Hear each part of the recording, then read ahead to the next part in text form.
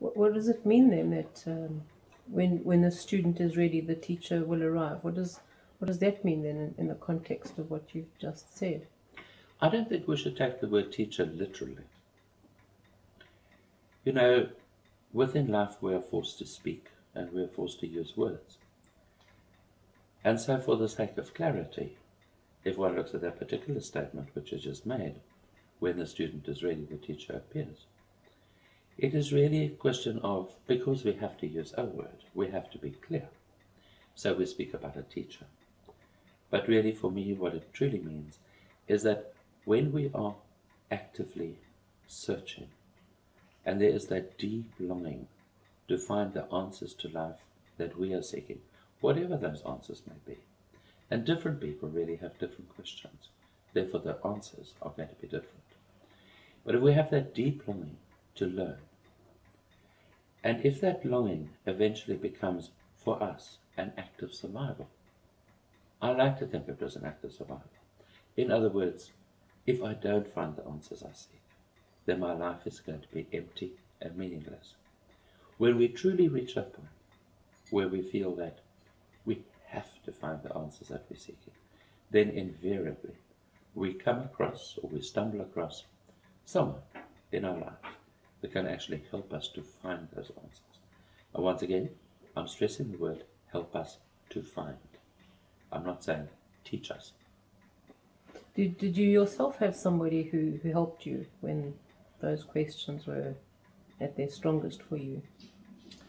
No.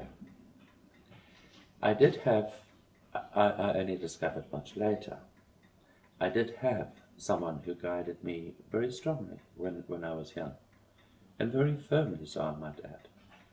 But then I wasn't really seeking for answers. By the time I came to really seek answers, I found myself very much alone. In that, I suppose in many ways, to be able to do the work that I'm doing today, I had to learn how to dig deep within myself and find there the answers that I really seek. So maybe you're really giving me the opportunity here to once again take the question about teacher from a different angle. Why I don't like the word teacher is that teacher, for me, breeds a sense of dependency. So without your teacher, you can feel quite lost. Whenever you do feel lost, you simply go to your teacher, you ask for a question, and voila, the answer's there. But for someone who's truly is just a guide, the true guide, or as I like to call it, the true friend, won't give you of his truth, but rather will he guide you into finding your own truth. So to answer your question more directly, had I, when I was busy seeking answers, had, if you like, a teacher, I would never have learned what it is to dig deep within self and to find there the answers that we seek. And in that way, by having done that for myself and by myself, I have learned how to now guide other people to also dig deeply within and to find there their own truth. One of the big questions that we all, or not all of us, but quite a lot of us start to ask as we are going about our searching and digging for that truth is about reincarnation. Is that something that you believe in? Absolutely. Absolutely. There's absolutely no way that one can look upon life in the very small-minded way of saying that I can learn everything about not only myself, but also about life in 70 odd years. It's just absolutely impossible. And therefore, although I do not actively teach reincarnation, and I'll come back to that point in a moment, although I do not actively teach reincarnation, if you ask me, do I believe in it? I say emphatically yes. Because we need lifetime after lifetime after lifetime learning just what the self is all about, let alone what life is all about. Now to come back to why I said I do not like to teach the doctrine of reincarnation, it's because once again, people have got such a distorted idea today about what reincarnation really means that they invariably see it as a form of escapism, in the sense of, oh well, if I don't get it right in this lifetime, I will definitely get it right in the next time. Or worse still, I have a chance in my next lifetime to get it right. And of course that defeats the whole purpose of being alive and what I said earlier about an act of survival.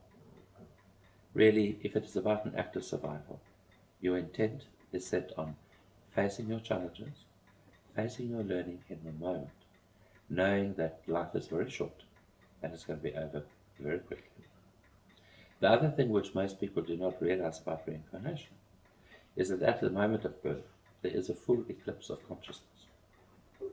In other words, we come back into lifetime remembering nothing of our previous lifetimes or of what we learned. Therefore, quite literally, we start from scratch. So this misguided idea that next lifetime you're just going to pick up where you messed up in this lifetime is quite frankly to do people a disservice.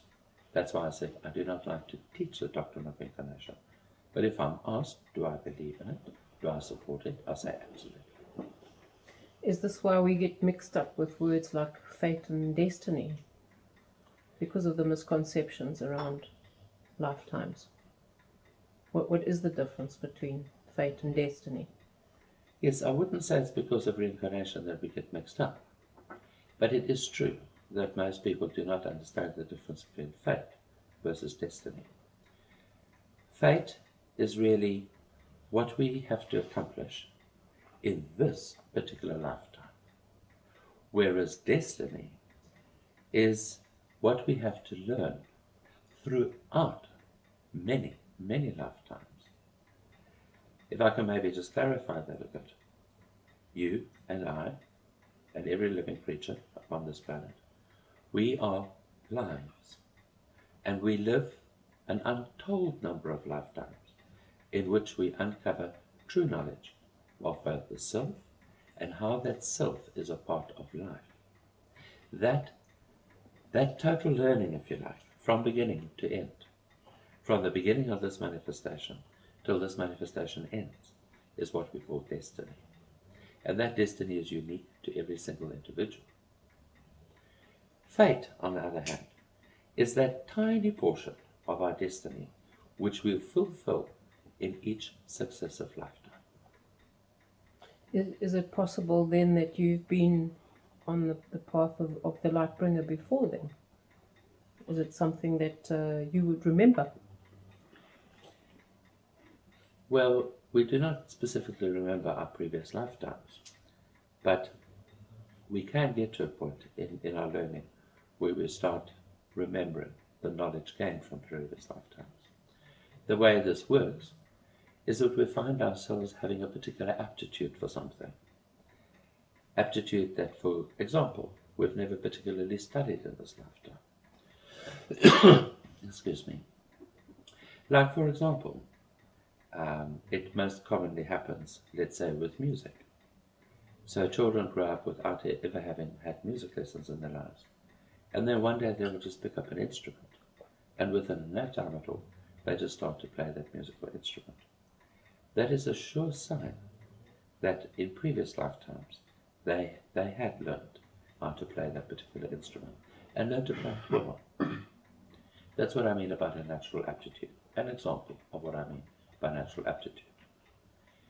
So in this way we can begin to piece together what knowledge we did gain in previous lifetimes. You asked me, were I a light bringer before? I'll say, no. I've never done this before. It's quite new to me in this lifetime. When I say new to me in this lifetime, I first found myself on the path of the light bringer probably about 10 years ago.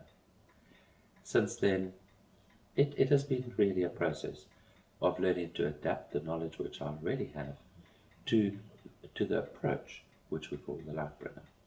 Because it's not so much that there's a different knowledge, because really at the end of the day there's only one truth. But it is how we approach that truth which marks the difference, say, between a man of knowledge versus a light bringer.